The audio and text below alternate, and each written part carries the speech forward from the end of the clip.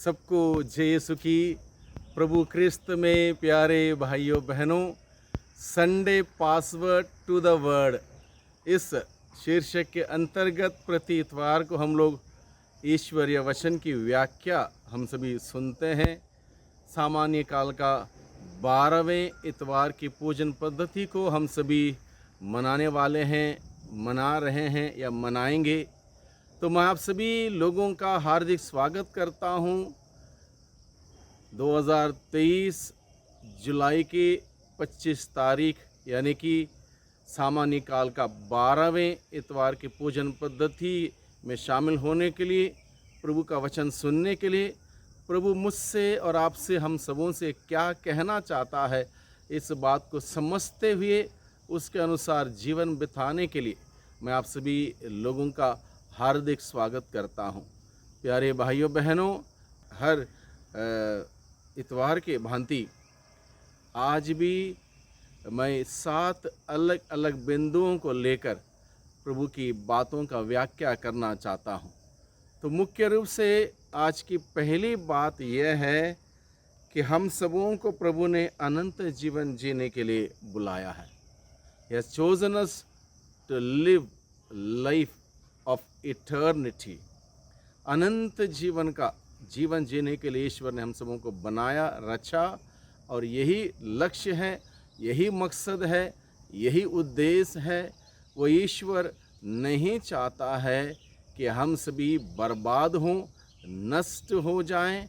वो नहीं चाहता है, बल्कि उसकी इच्छा क्या है कि उसके पुत्र यीशु मसीह में विश्वास करते हुए, विश्वास का जीवन जीते हुए हम सभी उस अनंत जीवन का पुरस्कार प्राप्त करें। इस दुनिया में खो ना जाएं, भटक ना जाएं, बर्बाद ना हो जाएं, बल्कि ईश्वर ने हम सबों को दिया हुआ उस अनंत जीवन को हम सभी ग्रहण करने के लिए हम इस धरती पर तैयारी करते रहें और इस बाद में उस अनंत जीवन को प्राप्त करें। ये है पहली बात आज के पूजन पद्धति की। दूसरी बात है यह है, हम सबों को फिर एक बार याद दिलाया जाता है कि हमारा यह शरीर चाहे कितना भी सुंदर क्यों ना हो, कितना ही आकर्षक क्यों ना हो, कितना ही बलवान क्यों ना हो, कितना ही शक्तिशाली क्यों ना हो, ये क्षणभंगुर है। ये शरीर हमारा एक प्रकार का मिट्टी का पुतला है। भाइयों बहनों, ये मिट्टी का पुतला मिट्टी में मिल जाएगा। एक दिन हमारा शरीर हमसे अलग कर दिया जाएगा और उस दिन हम लोग आज़ाद हो जाएंगे। हम आत्मा अलग और शरीर अलग जब होगा, उसको हम कहते हैं मृत्यु।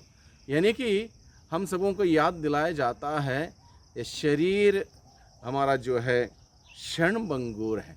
कुछ समय के लिए इस धरती पर जीते वक्त ये शरीर हम सबों को प्रदान किया है। आज के दिन में हम लोग आत्मा और शरीर सहित इस धरती पर जीवन बिताते हैं। एक दिन आएगा ये शरीर मिट्टी से बनाया हुआ, हाड़ मांस से बनाया हुआ, ये शरीर मर जाएगा और हम आत्मा हैं। हकीकत में, वास्तविकता में हम आत्मा जो है वो अज़र है, अमर है। और तीसरी बात, तीसरा बिंदु यही हमें बताता है, मनुष्य के अंदर आत्मा है, ईश्वर की आत्मा है। आत्मा को हटा दो तो मनुष्य केवल लाश रहेगा, लाश। और ये आत्मा ईश्वर ने मनुष्य को दी है। अन्य प्रकार के जीव जंतुओं में और मनुष्य में क्या फ़र्क है? अन्य प्रकार के जीव जंतुओं में प्राण है, प्राण है, आत्मा नहीं है। और जिसके अंदर आत्मा है उसको एक आध्यात्मिक जीवन जीना पड़ता है, उसका लेखा जोखा ईश्वर के सामने रखना पड़ता है, एक नैतिक मूल्यों के अनुसार जीवन बिताना पड़ता है। इसलिए हम सभी अधिक जिम्मेदार हैं। इसलिए हम लोग समस्त सृष्टि में सृष्टि के मुकुट हैं। There is difference between us and all other living beings. And what is that difference? That we have a soul, which the other animals and other living beings do not have a soul. we have a soul and therefore we are accountable before God. तो हम सबों को बताया गया है आत्मा है और आत्मा अजर है और अमर है, यानी कि ये आत्मा कभी मरेगा नहीं, अनंत काल के लिए जीवित रहेगा। ये बात, ये सत्य हम सबों के सामने आज के दिन में रखा गया है। चौथा बिंदु है, कौन हमारे शरीर को मार सकता है? We must know who can kill our body. कौन हमारे शरीर को मार सकता है? बीमारी हमारे शरीर को मार सकती है, हमारा दुश्मन हमारे शरीर को मार सकता है, वृद्धावस्था में हम लोग मर सकते हैं, दुर्घटना में हमारा शरीर मर सकता है। और इस प्रकार से कहीं एक बहाने, एक कारण आ जाता है जिसके वजह से शरीर हमारा मर जाता है। और शरीर को मरना तय है, शरीर को मरना तय है। चाहे शत्रु मार दे, चाहे बीमारी मार दे, चाहे वृद्धावस्था मार दे, चाहे कोई दुर्घटना होकर मार दे, शरीर को मरना तय है। शरीर को आज तक कोई भी व्यक्ति बचा नहीं पाया, चाहे वो कितना ही पैसे वाला क्यों ना हो, कितना ही इन्फ्लुएंशियल पर्सन क्यों ना हो, कोई भी व्यक्ति, ना राजा ना महाराजा, ना कोई व्यक्ति, ना कोई धनवान, ना कोई बलवान, आज तक अपना शरीर सुरक्षित नहीं रख पाया। भले ही हम लोग इस बात को भूल जाते हैं, शरीर क्षणभंगुर है, 4 दिन का, इसको सजाते हैं, संवारते हैं, क्या क्या नहीं करते हैं। करना भी चाहिए, देख रेख करना चाहिए शरीर की, लेकिन इतना भी देख रेख ना करें जैसे कि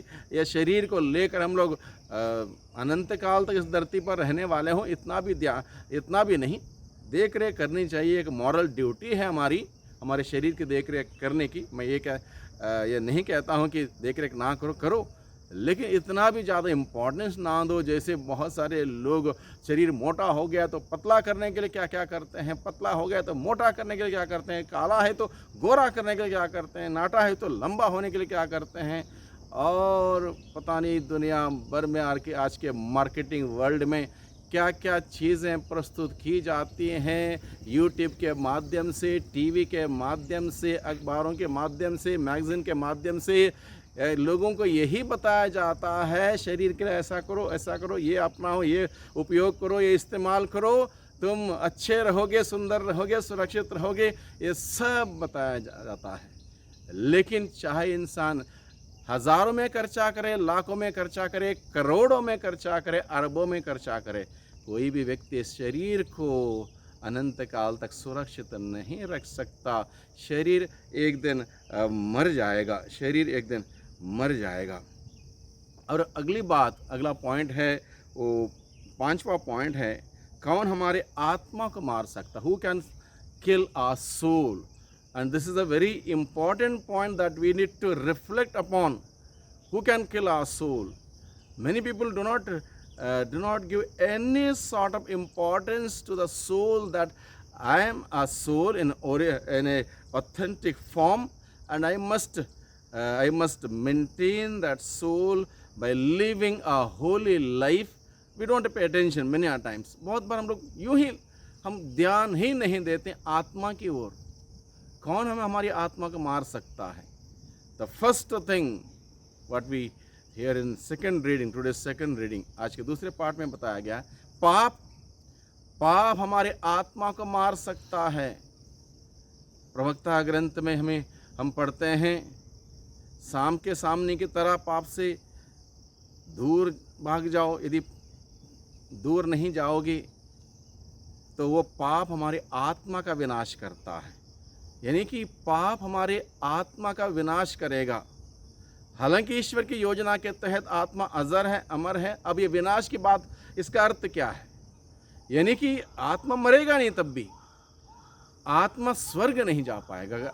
अगर वो आत्मा पाप में रहेगा, पाप के लिए पश्चाताप नहीं करेगा, पाप से मुंह नहीं मोड़ेगा, पाप में आदतों में, पाप में कार्यों में, पाप में संगतियों में, पाप में विचारों में बना रहेगा, तो निश्चित रूप से स्वर्ग राज्य से वंचित होगा। वो आत्मा नरक में जाके जिएगा। कहानी ख़त्म नहीं है भाइयों बहनों। बहुत सारे लोग सोचते हैं चलो एक बार इंसान मर जाएगा, सब खत्म है, खत्म कुछ नहीं होता, केवल शरीर खत्म होता है। आत्मा जब खत्म नहीं होती, जो अजर है, अमर है, अगर मान लो हमने पाप में जीवन बिताया, स्वर्ग नहीं जाएंगे, तो तब भी हम जिएंगे कहाँ? नरक में।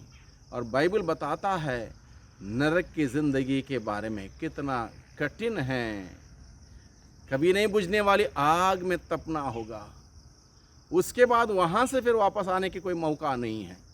इसलिए आज के सुसमाचार के द्वारा प्रभु हमें बहुत ही इम्पोर्टेंट, बहुत ही सीरियस, बहुत ही गंभीर संदेश देता है। आत्मा को बचाए रखने के लिए हम प्रयास करें निरंतर, हर दिन, हर क्षण, हर पल आत्मा को बचाए रखने के लिए। शरीर जरा सा बीमार हो गया, तुरंत हम भागते हैं दवाई के लिए, या डॉक्टर को बुलाते हैं, या अस्पताल एडमिट करते हैं। कई बार लोग ज़मीन जायदाद तक बेचकर शरीर को बचाने के लिए क्या कुछ नहीं करते। आत्मा के लिए हम क्या करते हैं? पाप हो गया, 1 बार, 2 बार, 10 बार, 20 बार, 100 बार, 1000 बार। बहुत सारे लोग पाप के बोध को खो चुके हैं।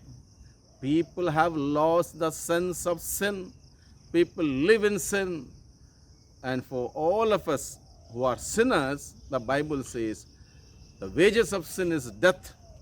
The wages of sin is death. पाप का कीमत, पाप का मूल्य क्या है? मौत है, मौत है। यानी कि पाप हमें मार सकता है।